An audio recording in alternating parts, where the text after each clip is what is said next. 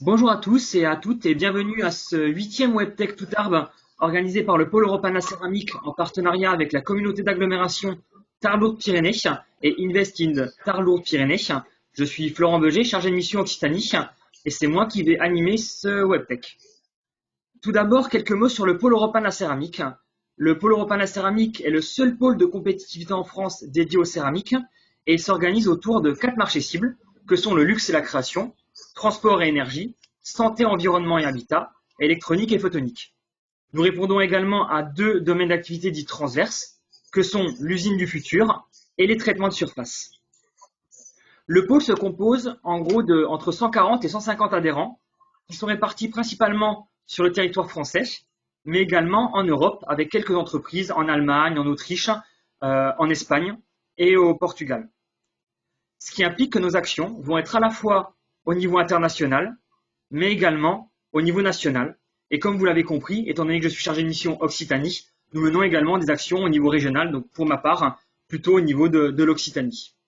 Nous avons également, on mène d'ailleurs également des actions au niveau local, comme dans le cadre du partenariat que nous avons avec la communauté d'agglomération Tarbes-Lourdes-Pyrénées, et qui est ce qu'on appelle un partenariat durable, puisque déjà l'année dernière, en septembre, nous avons organisé une journée autour des céramiques et de la formation sur la zone d'activité Céraminov-Pyrénées, à Bazette.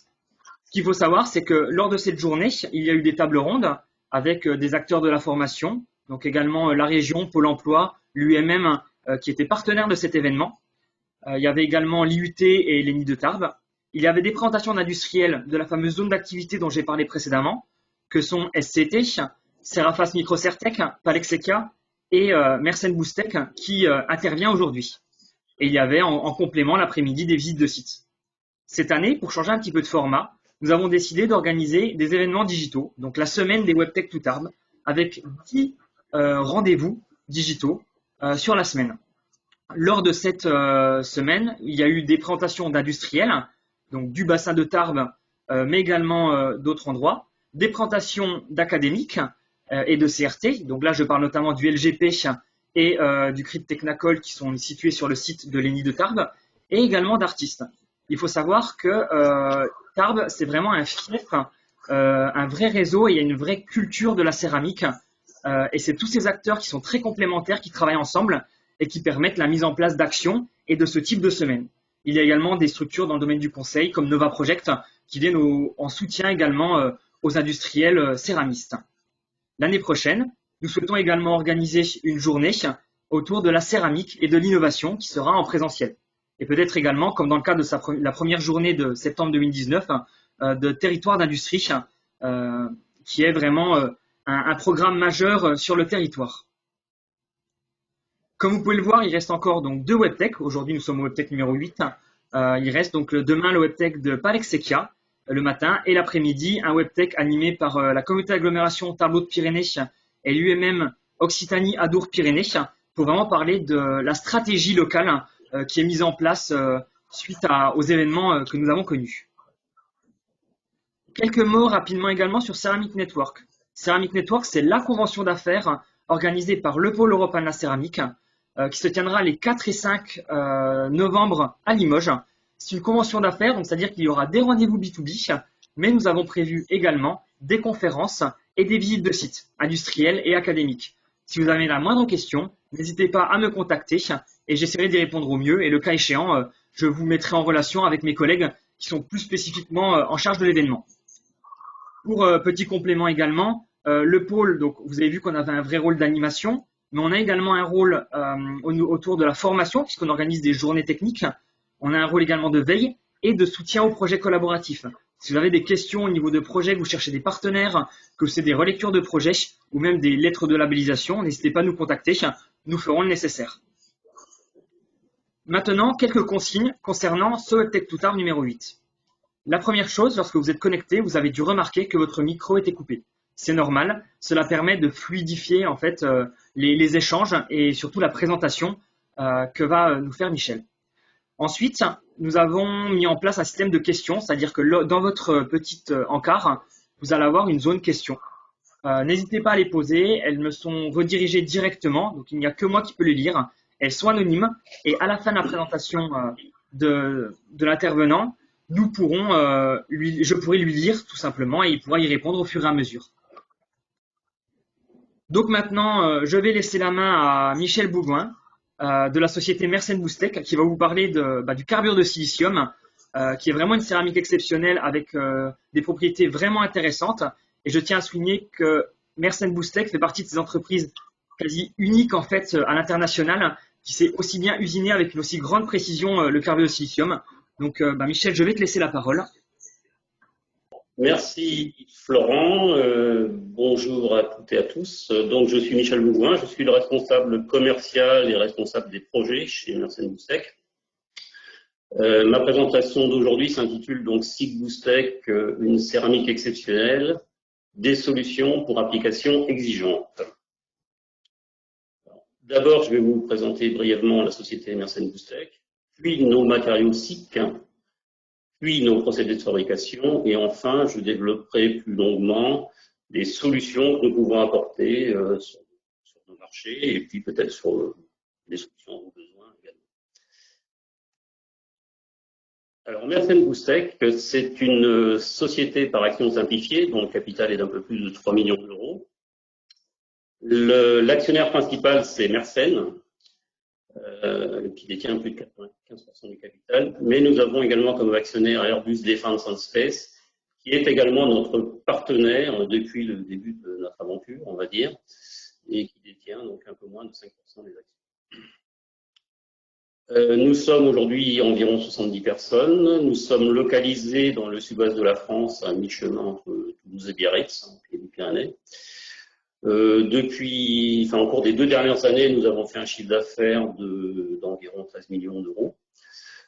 Notre cœur de métier, c'est la réalisation d'optiques spatiales en carbure de silicium et également d'éléments pour grands télescopes sol. Mais depuis une dizaine d'années, nous avons essayé de nous diversifier, notamment sous l'impulsion du groupe Mersenne.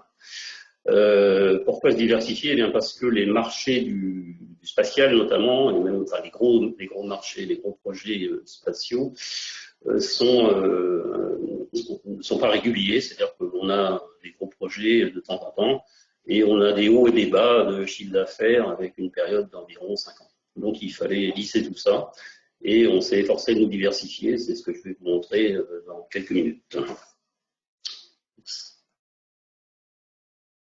Alors d'abord les matériaux SIC. Alors notre principal matériau c'est le SIC frité qui s'appelle le SIC Boustec. On a déposé la marque. Hein. Alors le SIC Boustec c'est une céramique polycristalline, c'est un SIC alpha. Le SIC alpha c'est la forme haute température. C'est la forme haute température parce qu'en fait on utilise une poudre qui elle-même a été élaborée à haute température, c'est déjà du SIC alpha et en plus on la frite encore à très haute température, donc ça ne peut être que du SIC alpha. On a un matériau qui est complètement exempt de silicium. Alors j'insiste là-dessus parce que en fait il existe différents matériaux qui s'appellent SiC.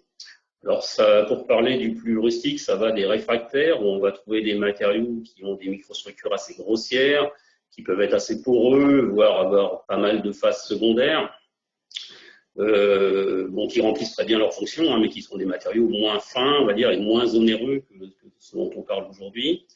Et à l'autre bout de l'échelle, on va trouver maintenant les monocristaux de SiC, le SiC monocristallin, qu'on va utiliser dans l'industrie des semi-conducteurs. On va trouver aussi vers le haut de l'échelle le SiC CVD, dont je vais vous parler dans un instant. Bon, nous, on est un peu au milieu de tout ça, on est dans le domaine des céramiques techniques, et ce qui se rapproche le plus de notre céramique, c'est le fameux SiC qui contient du silicium libre. Alors, le silicium libre, ces matériaux en contiennent parce qu'il sert à l'élaboration de ces matériaux qu'on appelle SiC infiltré ou SiC ou encore RB-SiC, RB voulant dire Reaction Bonded, SiC. Alors en fait, quand on synthétise ces matériaux-là, on va laisser entre 5 et 10% de silicium libre, qui est en quelque sorte le maillon faible du matériau, puisque c'est un maillon faible pour les propriétés mécaniques et aussi, surtout, pour les propriétés chimiques, pour les tenues de la corrosion. Donc notre matériau n'a pas de silicium libre et il est obtenu par fritage naturel, que l'on appelle poisson-less sintering en anglais, c'est-à-dire qu'il est densifié, frité uniquement sous l'action de la chaleur. À côté de ça, donc, on va proposer nous, du SiC CVD. J'ai un petit problème technique là. Non, surtout pas. Bon, je suis un peu gêné, mais c'est pas grave. Donc, on va proposer du SiC CVD. Alors, SiC CVD, c'est un matériau qui est obtenu par dépôt en phase vapeur. Alors, ce dépôt-là, on ne le fait pas chez nous dans le sud-ouest, on le fait en région parisienne dans le groupe Mersenne, à Gennevilliers précisément. Donc, ce dépôt en phase vapeur, il permet d'obtenir une céramique polycristalline de type bêta cubique, qui est la forme basse température, parce que lui, il est synthétisé en dessous de 1500 degrés, et là, on est encore dans la forme basse température. Il est très pur, puisqu'il est obtenu à partir de gaz. Il est très proche de la densité théorique du carbure de silicium, qui est de 3,21. Il est exempt de vide, de fissures et d'hétérogénéité. Il a un coefficient de dilatation qui se marie très bien avec celui de nos substrats en SiC frité. Et on a même des très belles interfaces entre le SiC frité et ce matériau-là. Et donc, on va l'utiliser, ce dépôt, nous, pour nos optiques, pour les miroirs, pour masquer les petites porosités résiduelles de notre carbure de silicium frité. Alors, ces porosités ne sont pas bien grandes, elles ne sont pas bien importantes, mais elles sont quand même gênantes pour des optiques dans le domaine du visible et de l'UV, par exemple. Et donc, si on dépose cette couche de SiC extrêmement pure dessus, on va polir un SiC quasi parfait, on va dire, et on ne sera plus embêté par les porosités. Alors, concentrons-nous maintenant sur notre SiC frité.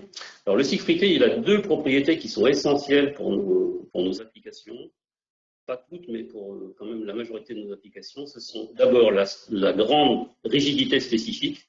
Qu'est-ce que c'est? La rigidité spécifique, c'est le ratio entre le module du Ohm, qui est très élevé, on a 420 gigapascales, c'est énorme, divisé par une densité de 3,15, qui est quand même assez faible. Et ça, cette grande rigidité spécifique, ça en fait un matériau de choix si on veut chercher à faire des structures qui mécaniquement sont très stables et très légères qu'on peut envoyer dans l'espace.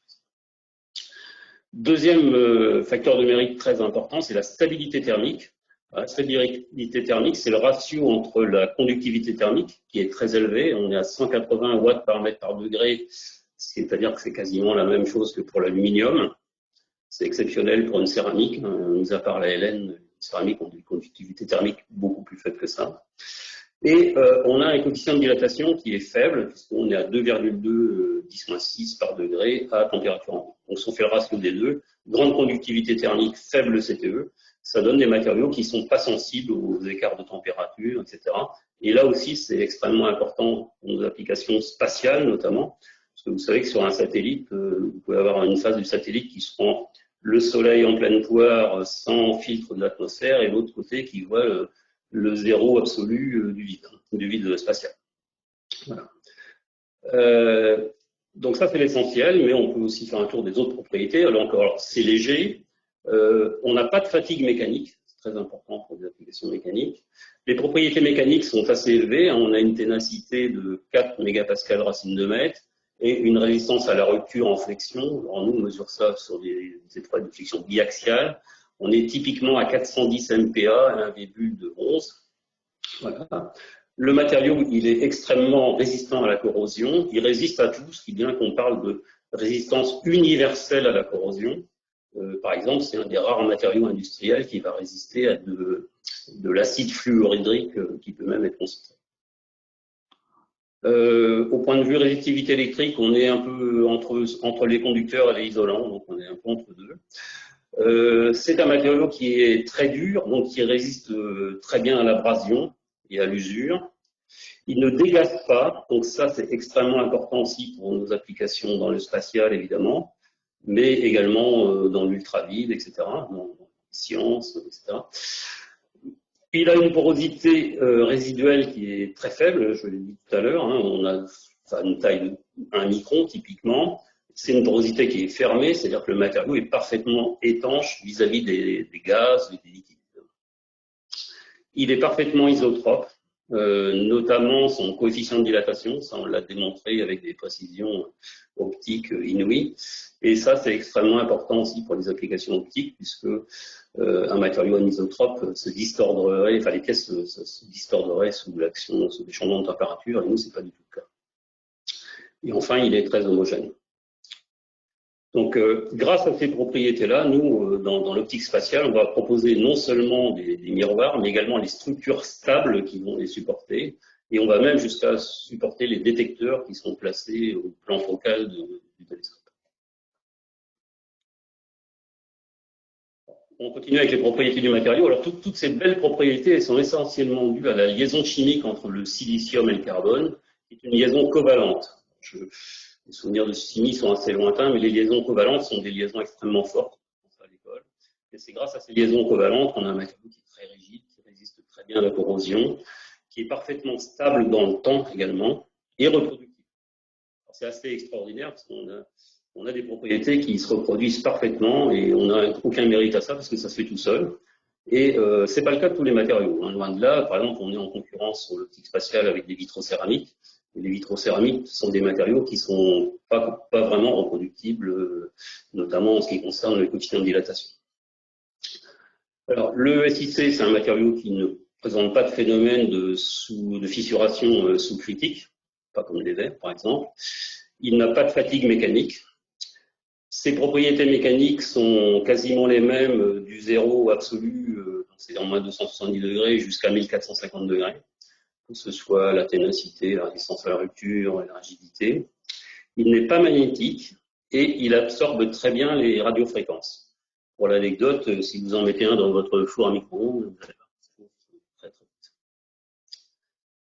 Voilà pour les propriétés. Passons maintenant au procédé de fabrication. Alors, en préambule, ce que je voulais dire, c'est que bon, ça peut faire peur, les céramiques, pour les gens qui ne sont pas habitués. On ne sait pas trop comment faire le design d'une pièce en céramique. Alors, on a un peu tous les cas. Il y a des gens qui viennent nous voir en disant « je ne sais pas comment faire ». Il y a ceux qui envoient des plans qui sont totalement irréalisables, on va dire. Et dans tous les cas, on essaie de les tirer d'affaire.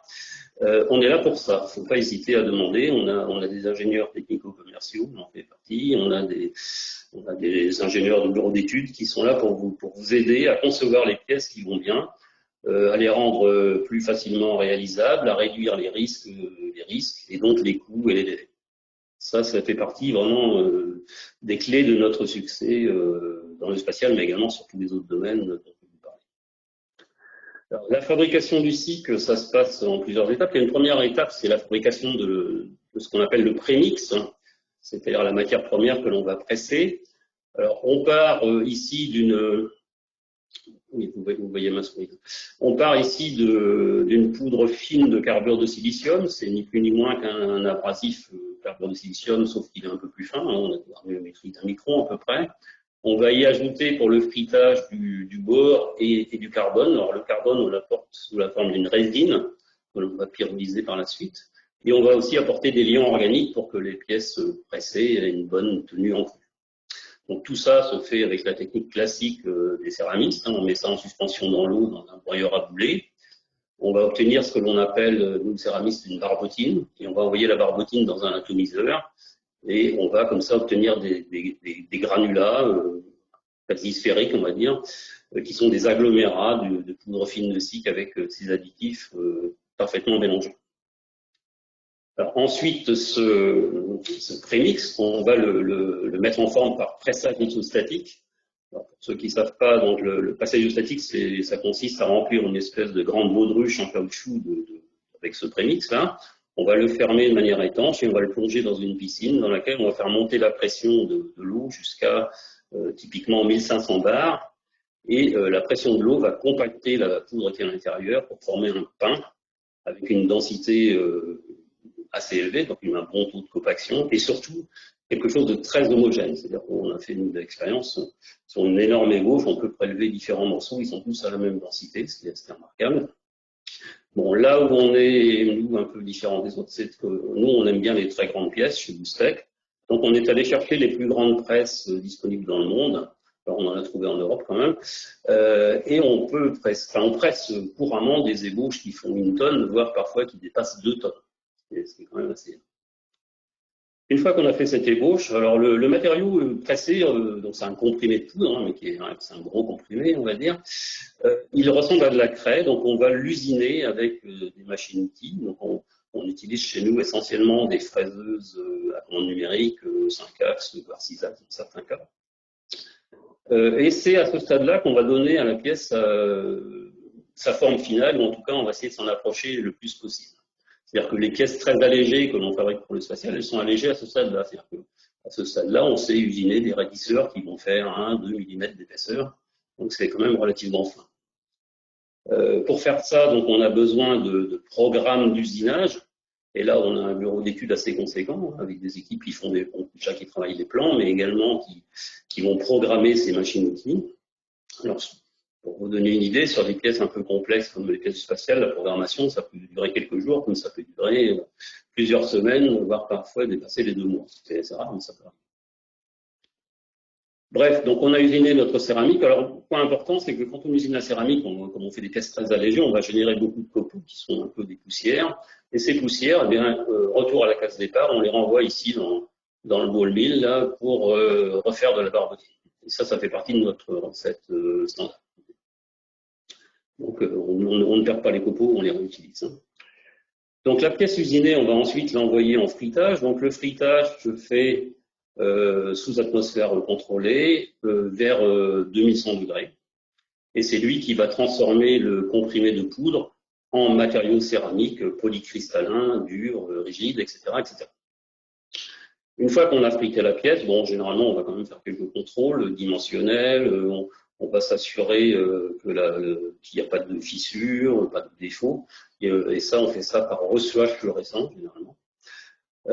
Et puis ensuite, on va continuer à l'usiner un petit peu, parce qu'on a quand même besoin d'avoir des interfaces qu'on va boulonner, par exemple, qui doivent être très plates. On a besoin d'avoir des surfaces optiques avec des formes précises. Donc, on va continuer à usiner la pièce avec des techniques de rectification, avec des meules diamantés. Donc là, on a différentes techniques, hein, des rectifications planes, des rectifications de courbes, des rectifications 3 axes, même 5 axes. Et puis après, la pièce rectifiée, bon, alors généralement, elle repasse par la case contrôle aussi. Et puis, on peut faire différentes choses. Si c'est un miroir, on peut faire le dépôt CVD sur la surface optique. On peut même ensuite l'envoyer en polissage. On peut faire des assemblages de pièces en céramique avec différentes techniques, hein, qui sont le brasage. On peut braser 2 pièces en cycle l'une sur l'autre. Une fois qu'on les a brasées, on peut les renvoyer en rétif. Hein. Bref, les pièces vont tourner un petit peu dans cet îlot-là. Dans tous les cas, ça se termine par une case contrôle avec des grandes machines à mesurer tridimensionnelles. On peut même, dans certains cas, utiliser des laser trackers quand la machine à mesurer n'est pas assez grande, puisque, comme je vous ai parlé, de pièces de plusieurs mètres, et parfois ça sort des dimensions utiles de la machine à mesurer. Bref, on a toutes ces techniques-là. Et donc, c'est avec ce procédé-là que l'on sort l'essentiel de nos pièces.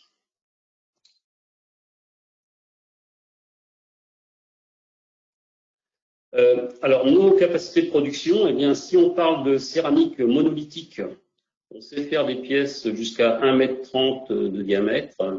Et si on parle de pièces rectangulaires, on saura faire jusqu'à 1,65 m par 1,30 m. La 3e dimension pouvant aller jusqu'à 60 cm. Alors, évidemment, on ne sait pas faire des blocs pleins de ces dimensions-là. Si la pièce est en 3 dimensions, il faut quand même qu'elle soit sérieusement creusée. Pour ce qui concerne le cycle CVD, nous sommes équipés donc sur le site de Gennevilliers de cuves capables de 1,50 m de diamètre, ce qui est pas mal non plus. Et comme je l'ai déjà évoqué, donc on sait souder entre elles des pièces en céramique. Alors en fait, c'est du brasage. Donc on va braser entre elles des pièces en SiC, donc SiC sur SiC. On utilise pour ça un alliage à base de silicium, hein, donc ça se fait à quand même assez haute température. Et avec cette technique, on sait faire des pièces jusqu'à 3,50 m de diamètre, qui sont des assemblages de plusieurs morceaux de SiC. On a par exemple quelque part inauguré ce procédé-là au début des années 2000 pour faire une parabole de 3,50 m qui était faite de 12 secteurs de En polissage, ici on n'a pas rempli, mais on sait polir. Alors on a des capacités de polissage en interne chez Boustec qui vont jusqu'à quelques centaines de millimètres de diamètre. Et après, on sait polir des miroirs jusqu'à le 3,50 m avait été poli, mais là ça se fait à l'extérieur en sous-traitance. Technique d'assemblage maintenant, donc on va pouvoir assembler du SiC sur des SiC, mais également du SiC avec des pièces métalliques, voire des pièces en polymère, hein, s'il fallait. On utilise essentiellement des résines, des colles époxy, pardon. On a des colles époxy qualifiées spatiales, donc c'est pas mal utilisé dans le spatial. Autre technique très utilisée dans le spatial, c'est le boulonnage. On boulonne les pièces en cycle les unes contre les autres. On fait ça couramment. Les instruments optiques qui partent dans l'espace sont constitués de plein de choses boulonnées. Une technique un peu plus marginale chez nous, c'est le frettage. On peut fretter, on sait faire, hein, par exemple des anneaux en cycle à l'intérieur d'anneaux métalliques. Dans la mesure où ça met la céramique en compression, ça se passe très bien.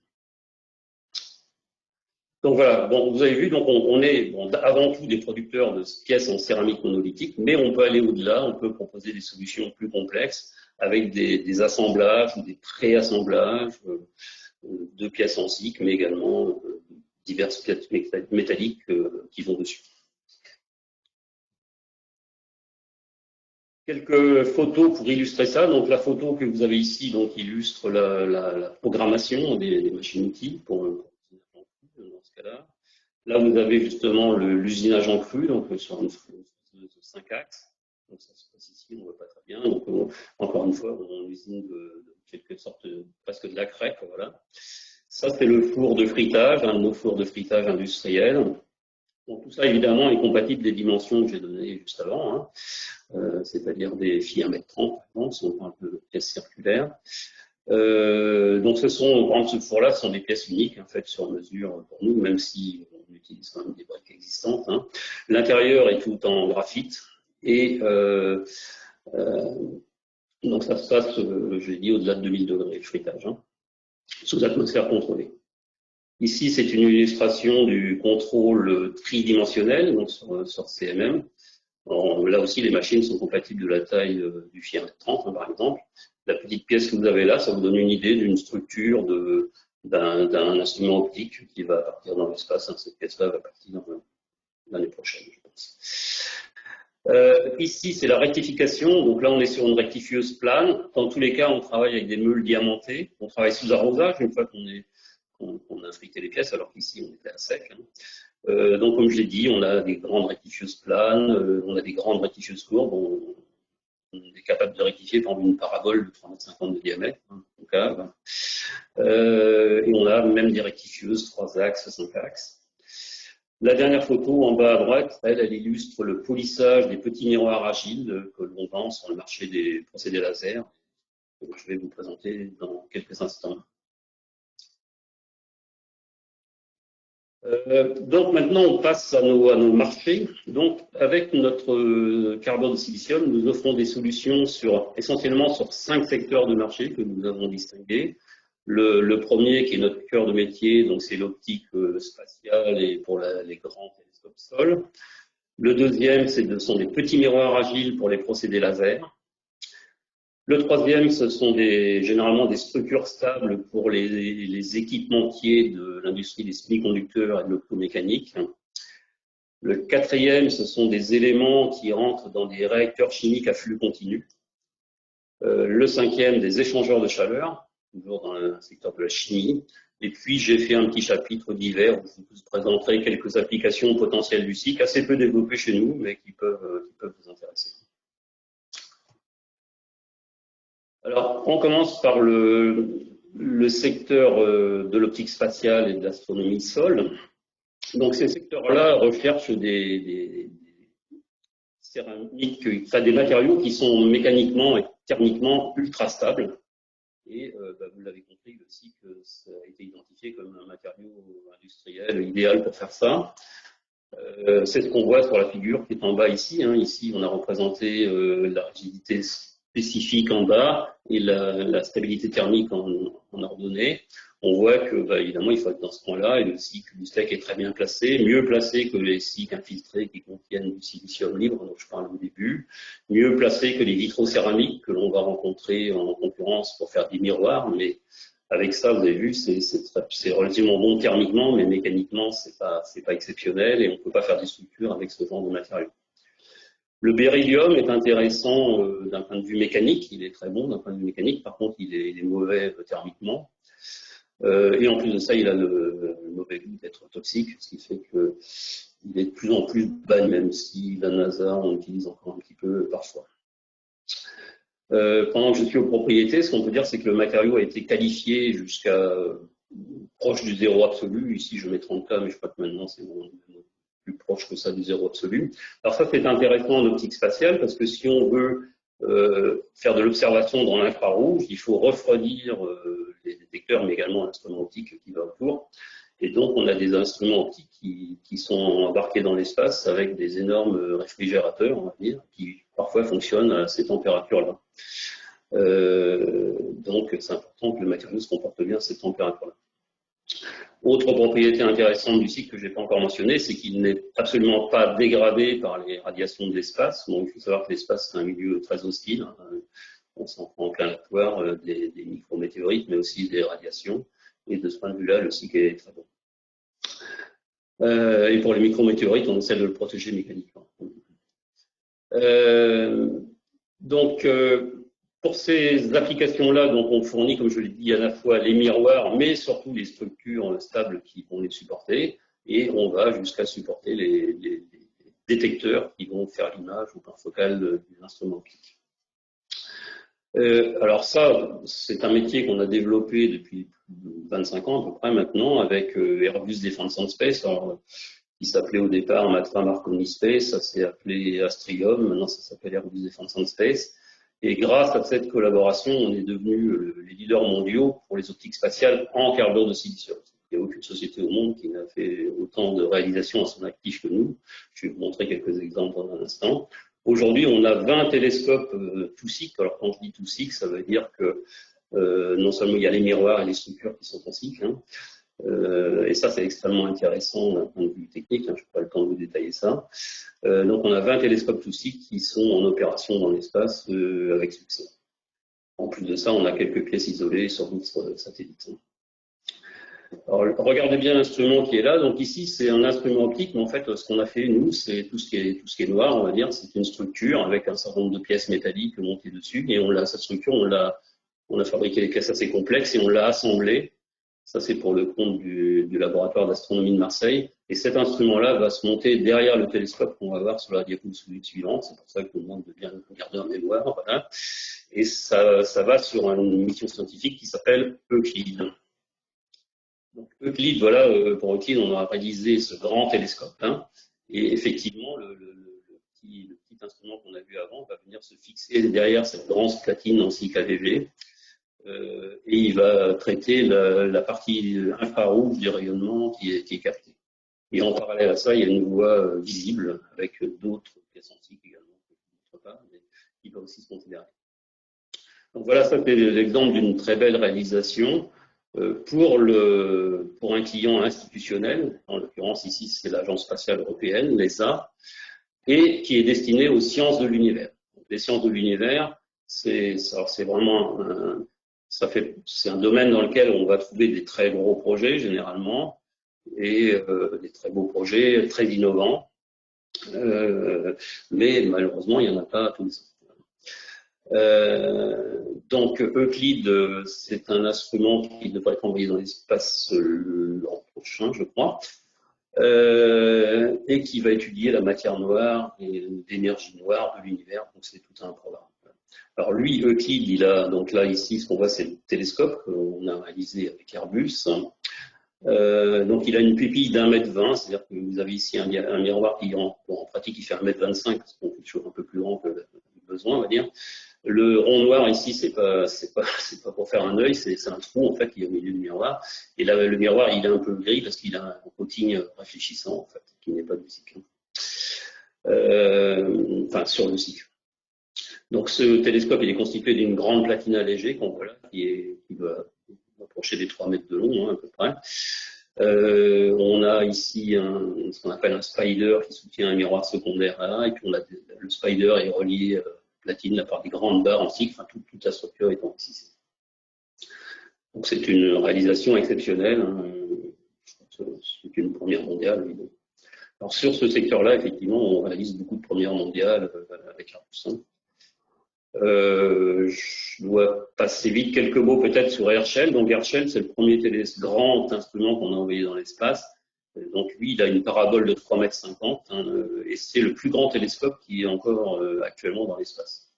Il devrait être détrôné dans quelques années par le futur James Webb Telescope de la NASA, sur lequel d'ailleurs on va embarquer l'instrument. Mais pour l'instant, Herschel, donc nous avons le record du plus grand instrument optique dans l'espace. Je vais passer à la suite.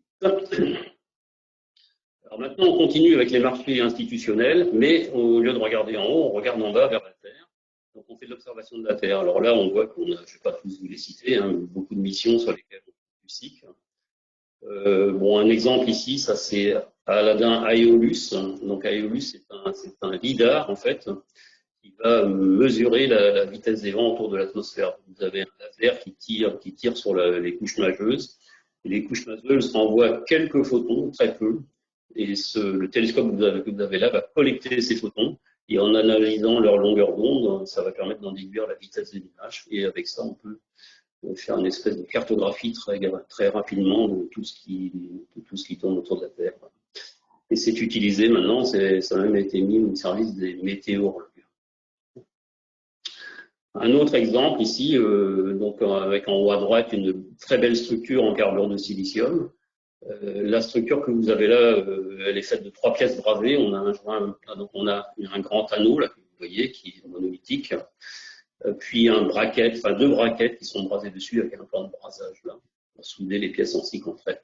Et cette structure-là va supporter 3 miroirs en cycle, puis des pièces qui vont supporter les détecteurs et ainsi de suite. Donc, voilà, tout ça c'est monté dans ce satellite là qui regarde la Terre, et ça donne un instrument qu'on appelle multispectral instrument, c'est-à-dire qu'il va analyser différentes longueurs d'onde envoyées par la Terre, et ça permet par exemple d'étudier la végétation. Alors ça fait partie d'un programme, ça s'appelle Sentinel-2, ça fait partie d'un vaste programme qui s'appelle Copernicus, qui est financé maintenant par la communauté européenne. Et d'ailleurs, on parle en ce moment dans la presse de Copernicus parce que la communauté européenne vient de lancer de nouveaux projets, dont certains se feront avec nous également. Bon, il faut qu'on avance. Alors, on continue toujours dans l'observation de la Terre, mais cette fois, on abandonne les institutionnels pour aller vers des marchés plus commerciaux, c'est-à-dire des marchés export. Donc, grâce à notre technologie carbure de silicium, Airbus Defence and Space a développé une gamme de produits, je ne vais pas dire sur étagère, mais pas loin, quasi standard, ce qui leur permet de répondre rapidement et avec des prix compétitifs à l'export pour les pays qui veulent s'offrir leur propre satellite d'observation de la Terre. Alors, on a commencé avec des petites pupilles d'environ 200 mm avec ce genre d'instrument que vous voyez en bas à droite qui a été vendu à l'Algérie, le Chili, le Vietnam, etc. Et puis on est monté vers des tailles plus grandes. Là, vous avez un élément d'un grand télescope d'observation de la Terre, une platine en SIC avec, vous voyez, des pièces métalliques collées dessus, boulonnées dessus. Ici. Donc ça, c'est un préassemblage de quelque chose qui préfigure la base d'un grand télescope. Donc le SIC a aussi joué un rôle clé dans les ventes à l'export de satellites d'observation de la Terre. Alors, il y a, parallèlement à cette vente de satellites pour observation de la Terre, il y a une autre voie pour y arriver, on va dire, c'est de vendre des accès aux satellites. Alors ça, c'est un peu plus nouveau, mais Airbus a mis ça en place au cours des dernières années. C'est-à-dire ils ont leur propre satellite, ils autofinancent et ils vendent à des clients, qui ce sont des États d'ailleurs, des accès, des plages d'accès. C'est-à-dire que je peux très bien acheter demander à voir Ether à Limoges tous les jours, à chaque passage du satellite pour voir qu'est-ce qui s'y passe. Donc ça a démarré avec Spot 6 et Spot 7, sachant que chacun de ces satellites embarque 2 petits télescopes en SIC qui sont montés en parallèle. Et puis plus récemment, on a fait le Pléiade Neo. Vous avez une vue d'artiste ici, le Pléiade Neo. Alors là, Airbus autofinance 4 télescopes, 4 satellites qui embarquent chacun un gros télescope. Et ces télescopes ont une résolution de 30 cm, et ce qui est assez remarquable, c'est que ça a été fait dans des délais très courts, avec des budgets nettement inférieurs à ce qui se faisait auparavant pour arriver à de telles résolutions. Donc là encore, le SIC leur a rendu de grands services. Alors, pour terminer sur ce secteur space en astronomie, donc on va passer à l'astronomie sol. Donc là, c'est un peu plus récent pour nous. Nous avons gagné deux affaires importantes sur un instrument assez extraordinaire qui s'appelle l'ELT. ELT, ça veut dire Extremely Large Telescope. C'est un projet de télescope géant qui est sous maîtrise d'œuvre de l'ESO, c'est le European Southern Observatory. C'est un consortium d'États essentiellement européens. Leur siège social est à Munich. Par contre, ils installent les télescopes au sol dans l'hémisphère sud et notamment sur les montagnes chiliennes. Donc celui-là, il ira sur une montagne chilienne, effectivement. Alors, c'est le plus grand télescope jamais réalisé, évidemment. Il a un miroir primaire ici fait d'une mosaïque, un miroir en zéro dur, qui est une vitrocéramique. Il fait 39 mètres de diamètre, c'est pas pour nous. Par contre, nous, on est actifs sur le 4e miroir, qui est quelque part par là, qui est une optique adaptative. Alors, une optique adaptative, c'est en gros un miroir plan déformable qu'on va déformer de manière à compenser les effets de l'atmosphère, parce que le problème quand on fait l'observation depuis la Terre, c'est que les photons qui traversent l'atmosphère, ils se font un peu chahuter et il faut réparer tout ça, je dirais. Et pour ça, on utilise des optiques adaptatives. Et qui dit optique adaptative dit un miroir, une lame de verre déformable qu'on va déformer avec des actuateurs. Mais pour contrôler cette déformation, il faut une structure de référence extrêmement stable. Et là, on a choisi le SIC. Donc pour faire ça, donc on a fait la pièce que vous apercevez là, qui est une énorme galette de 2,70 m de diamètre, qui est très rigidifiée, il y a des grands rebondisseurs par l'arrière, et qui a environ 5500 trous. Et par chacun de ces trous passe l'actuateur qui va venir déformer la lame de verre tout de suite. Et grâce à la stabilité mécanique essentiellement du cycle, on peut avoir une mesure fiable des déformations et contrôler les déformations de la lame de verre. Voilà. Et on a également fait le miroir qui vient après, qui est un miroir, on l'aperçoit ici, qui est un miroir plan qui fait 2,70 m de long par 2,20 m, si vous souvenez, c'est un contour elliptique, qui lui va renvoyer la lumière sur le côté. Et ce miroir est une pièce assez exceptionnelle aussi, qui est tout en SIC avec un dépôt de CVD, etc. Voilà, donc on va passer au deuxième secteur d'activité qui sont les procédés laser. Donc là, on développe une gamme de produits qui sont commercialisés sous la marque Optosic. Alors ces produits, ce sont des petits miroirs agiles, tout carbure de silicium, qui vont permettre de balayer des faisceaux laser dans un plan. Généralement, ils sont vendus par paire, quand on veut faire ça. Donc, on parle de miroir X, miroir Y, c'est-à-dire qu'il y en a un qui tourne autour d'un axe X, l'autre autour de l'axe Y, et avec ça, on arrive à balayer un laser, et tout ça se fait avec une vitesse inouïe. Et le cycle, là aussi, s'est montré très intéressant pour faire ça. Donc, il y a un peu deux familles de produits. Il y a des produits standards qu'on appelle les miroirs de Galvo, qui ressemblent un peu à des feuilles, comme ceux que vous avez là. Et puis, il y a des produits faits un peu plus sur mesure, qu'on va voir sur la planche d'après. Donc, ce sont des pièces qui vont faire de 20 cm à une dizaine de centimètres, typiquement. Les avantages clés du carbure de silicium pour ça, c'est la faible inertie du matériau, parce qu'il est léger, et en plus, il est rigide, donc c'est intéressant. Donc, du coup, sous les vibrations, les faces optiques vont rester planes, on a des fréquences de résonance élevées. Le fait que le matériau conduise bien la chaleur permet d'éviter des phénomènes de stabilisation thermique. On est très vite à la bonne température, on n'a pas de souci. On propose, nous, des solutions tout intégrées, c'est-à-dire qu'on va non seulement polir les miroirs, mais on va faire le revêtement optique réfléchissant qui va dessus, et on va monter les attaches qui permettent de fixer ça directement sur votre machine. Donc tout ça, c'est soit standard, soit fait sur mesure, comme je le disais.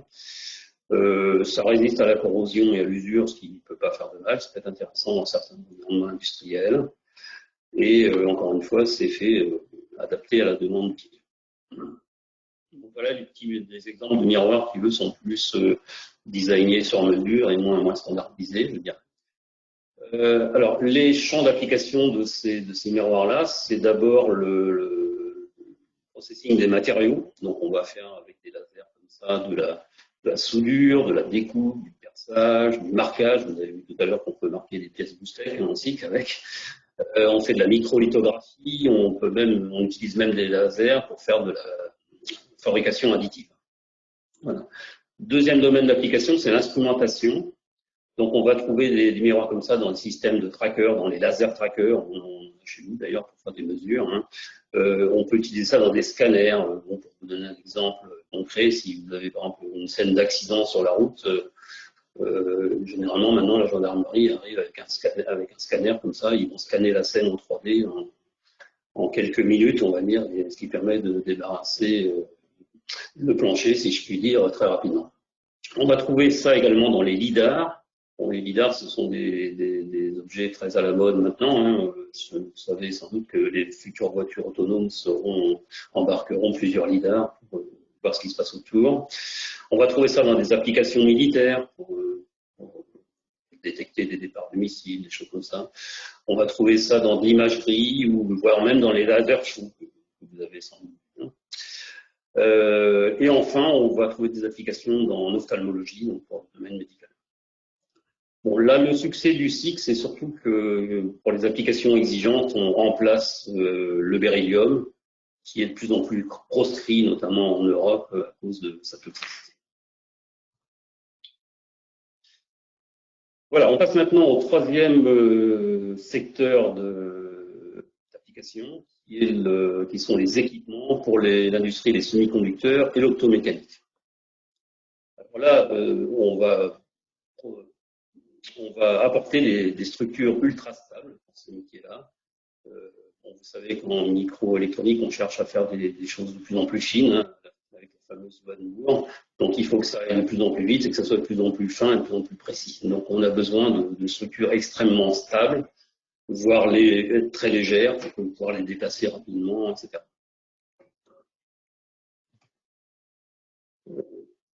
Alors les avantages clés du carbure de silicium, c'est comme pour l'optique spatiale, hein, d'ailleurs, c'est sa grande rigidité spécifique, c'est sa grande stabilité thermique. Hein. C'est également le fait qu'il a une tenue mécanique qui est très élevée et qu'il n'a pas de fatigue mécanique. Sa grande isotropie aussi est intéressante. Hein. Ensuite, on sait le polir correctement. Il est parfaitement stable dans le temps. Il est étanche au gaz et à l'eau. Il ne dégaze pas. Donc souvent, on est dans l'ultravide. Hein. Il ne relargue pas d'humidité. Il résiste à l'usure et il a une très bonne inertie chimique, ce qui peut servir pour des nettoyages, par exemple, avec des choses un peu agressives. Donc, sur ces métiers-là, on va profiter de notre expertise acquise dans l'optique spatiale. Le fait que l'on sait faire des structures de classe 3 mètres, c'est utile. Malheureusement, je n'ai pas le droit de vous montrer les belles réalisations qu'on a pu faire dans ces métiers-là. On a des clients qui insistent sur la confidentialité, on va dire. Mais effectivement, il nous arrive de faire des pièces dans la classe, on va dire 3 mètres, hein, qui sont des structures ultra stables. Le fait que l'on puisse intégrer aussi des systèmes d'air comprimé, c'est-à-dire qu'on va pouvoir faire des pièces qui se déplacent sur coussin d'air, donc on est capable de percer les trous, d'amener l'air au bon endroit, etc., ou d'aspirer. Hein, voilà. On est capable aussi de faire des canaux qui vont refroidir la pièce ou la réchauffer s'il fallait la réchauffer. Et puis, on est capable de polir des morceaux de structure pour en faire des miroirs, c'est-à-dire que ça peut servir de base pour des mesures optiques pour savoir précisément où se positionne un dispositif mobile à l'intérieur de la structure. C'est typiquement ce qu'on a fait sur cette pièce que vous avez là. Bon, ça fait un peu bizarre parce que ce que vous voyez ici, c'est le plafond de la pièce en fait. Ici, vous avez un miroir. C'est-à-dire qu'on a poli directement un morceau de la structure de ce qui sera une machine en fait. Bon, là aussi, on profite du fait qu'on sait faire non seulement des pièces monolithiques, mais des assemblages. On va proposer des structures qui peuvent être préassemblées, on va proposer des platines, on va proposer des pièces, encore une fois, qui se déplacent sur coussin d'air et qui peuvent se positionner très rapidement et très précisément. On veut proposer aussi des chucks. C'était la photo que je vais montrer tout à l'heure. Des chucks, ce sont des pièces qui vont supporter les wafers pendant le processing. Donc on va trouver notre SiC Boostech là où on cherche une très grande précision, donc dans l'industrie des semi-conducteurs, enfin des process des semi-conducteurs. Dans la lithographie, ce que vous avez ici en bas, c'est une machine de lithographie sous extrême ultraviolet. Donc je parlais de composants extrêmement fins tout à l'heure. On arrivait à utiliser des faisceaux avec des longueurs d'onde de 10 à 15 nanomètres, hein, ultra fins. On va trouver nos équipements dans des machines qui font des mesures optiques très précises, quand il y a de l'ultravide, et également sur des grands instruments scientifiques.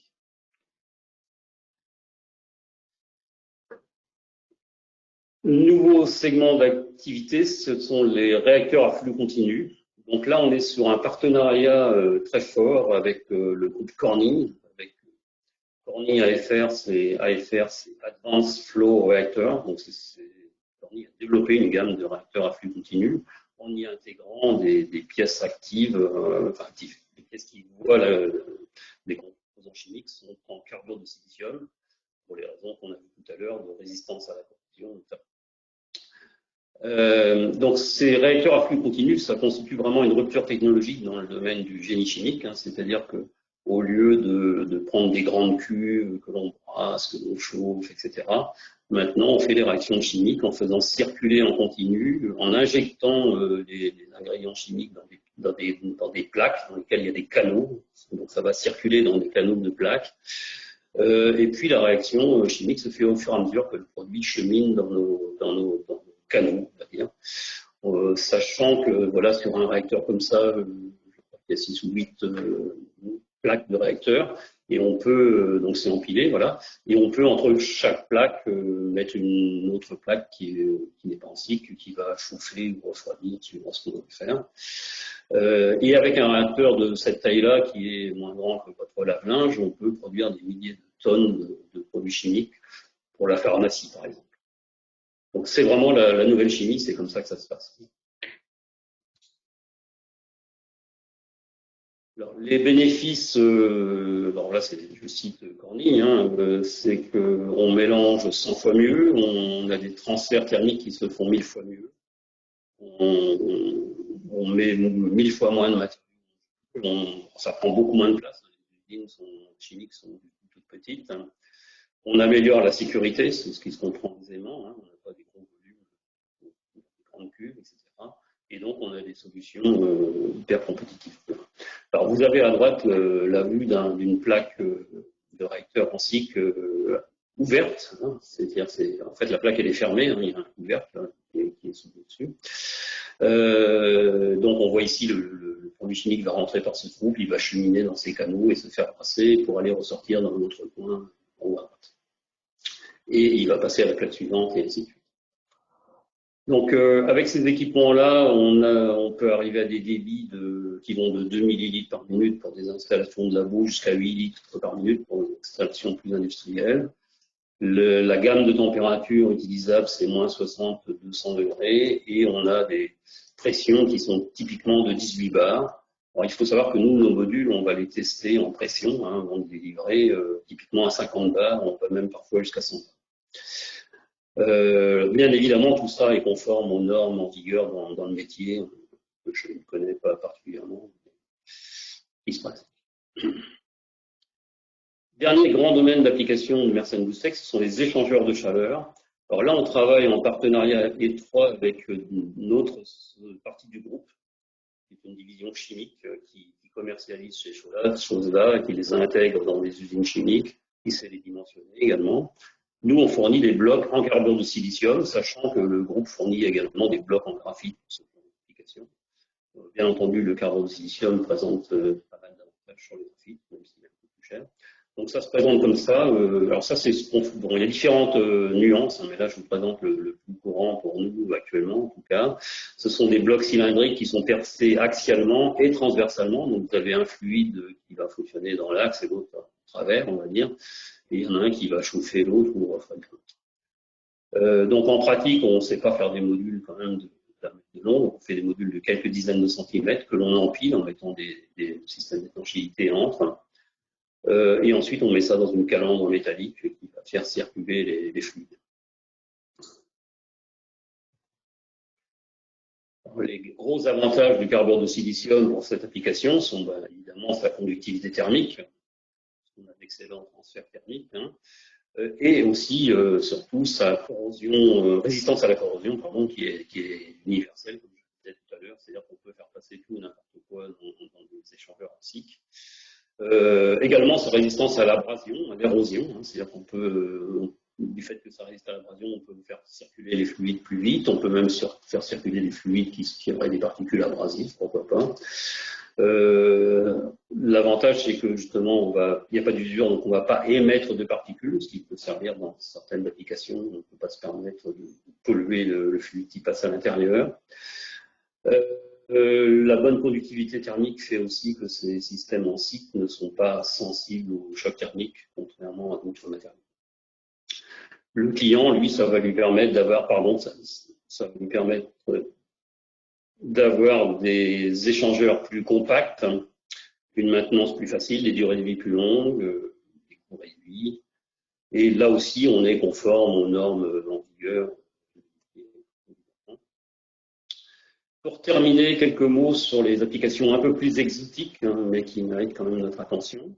Alors, je vais commencer sur le fait que la mise à profit de la grande absorption des rayonnements en radiofréquence, hein, par le SiC. Alors ça trouve des applications, des petites applications sur les satellites de télécom. Si on veut, entre guillemets, se débarrasser d'ondes RF, on va les envoyer sur une petite pièce en SiC qui peut ressembler à celle que vous avez là.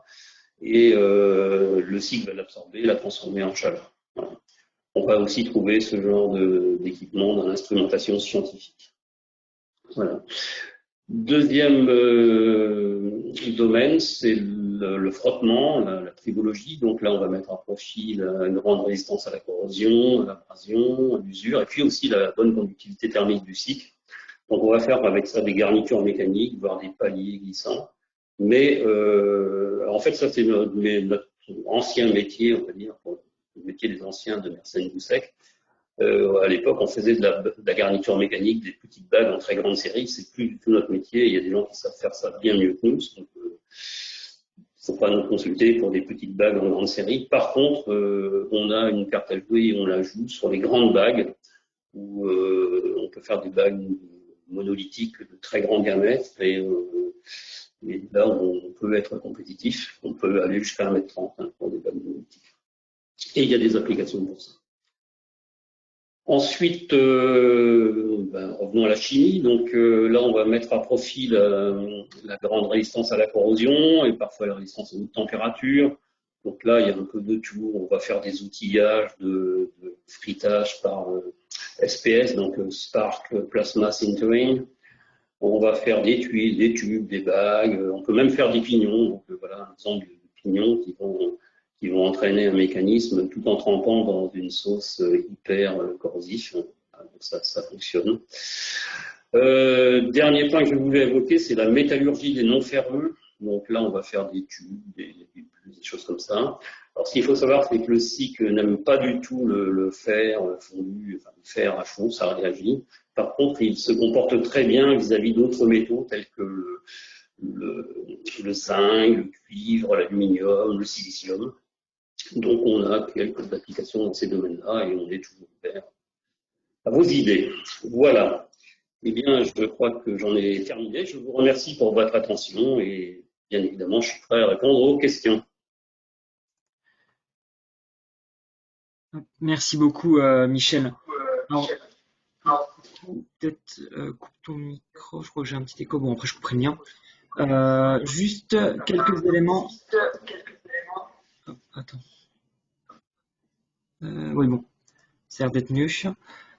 Déjà, il est 15 h, donc du coup, je vais juste te lire quelques questions. Oui, j'ai été très long, hein, je suis désolé. Il y a pas de problème, c'est juste que je vais lire les questions qui me sont arrivées.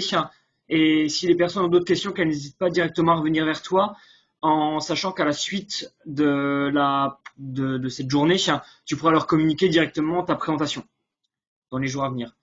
Donc, du coup, je la communiquerai, je ne l'ai pas fait encore parce que bon, plus je la lis, plus je vois des petites erreurs à corriger, mais ça ne va pas tarder. Il n'y a pas de souci. Je promets que tous les participants dont Florent m'aura donné l'adresse. Très bien.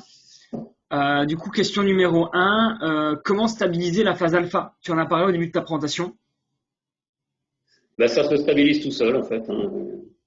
Alors, en fait, bon, je ne sais pas pourquoi j'ai insisté là-dessus, parce qu'en pratique, Nous, alpha, bêta, je dirais qu'on ne voit pas la différence, on s'en fiche un peu. Hein.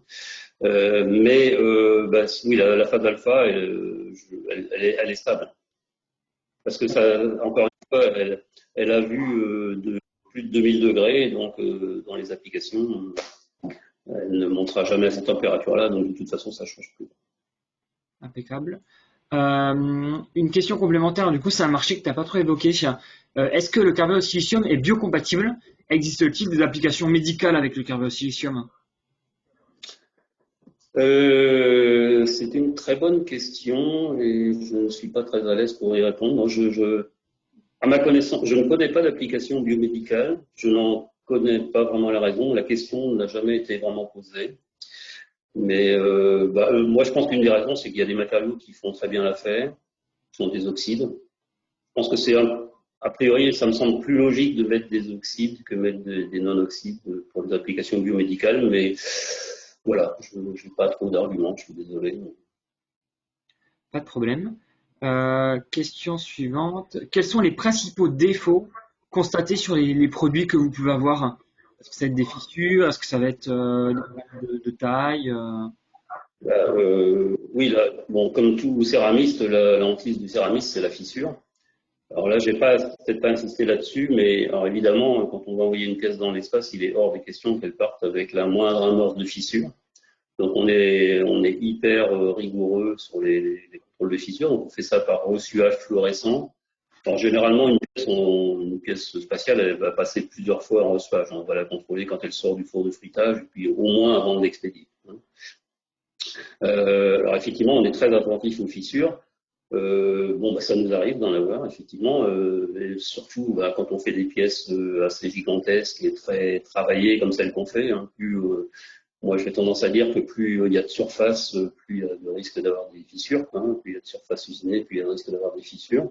Donc, on a parfois des petites fissures, mais ce qu'il faut savoir, c'est qu'on sauve souvent les pièces avec les fissures. C'est-à-dire qu'on sait retoucher. On a des gens qui travaillent avec des petites meulettes, comme des meulettes de dentistes, hein, et on va retoucher localement. Je dirais, le moindre doute, on fait un peu de chirurgie locale, si je puis dire, et ça passe très bien. Mais effectivement, la fissure de tout céramiste, hein, il faut être prudent. Question suivante. Quelle est l'épaisseur minimum de paroi que vous pouvez réaliser? Alors, on a réalisé des raidisseurs jusqu'à 1 mm d'épaisseur, qui, après, dépendre, plus ils sont hauts et longs, je dirais, plus c'est difficile, mais on a fait des pièces, on a fait des démonstrateurs pour le spatial, et je dirais que c'était presque des coquilles d'œufs. Donc, on a fait des pièces avec effectivement des épaisseurs d'1 millimètre. Alors, il me semble que tu as répondu à la question, mais peut-être faire un point rapide dessus. Quel est le plus grand miroir que vous ayez eu à produire? Alors, c'est bon pour le projet Herschel. Alors, on l'a livré, nous, dans les années 2004, par là, hein, c'est il y a longtemps. C'était une parabole de 3,50 m. Elle tourne maintenant dans l'espace. Hein. Et comme je le disais, c'est le plus grand miroir qui est dans l'espace. Hein. Jusqu'à présent, il n'est pas plus grand. Donc il était fait, comme je l'ai dit, de 12 secteurs de 30 degrés brasés. Et on a fait ça il y a plus de 15 ans. Déjà une belle maîtrise il y a 15 ans. Voilà. Au vu des coefficients de dilatation des pièces en carbure de silicium, le boulonnage est-il fait en carbure de silicium aussi ou avec des pièces d'autres matières? Non, pas en carbure de silicium, parce que c'est pas une bonne idée de faire ça en carbure de silicium, parce que les céramiques sont fragiles, sont pas très bonnes en traction, et le principe d'un boulon, c'est qu'on utilise la déformation élastique. Hein, donc la déformation élastique d'un cycle, c'est pas. Donc on fait pas de boulon en cycle, hein, donc on utilise des boulons métalliques. Alors souvent dans le spatial, on utilise le titane, très souvent. Mais pas que, mais je sais qu'il y a beaucoup de titane.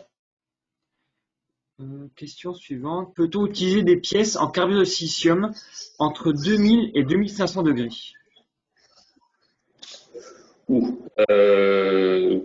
je l'ai dit, on va les refriter. Alors déjà, il faut que ça soit sans présence d'air, ça c'est clair, hein, donc c'est la première des choses.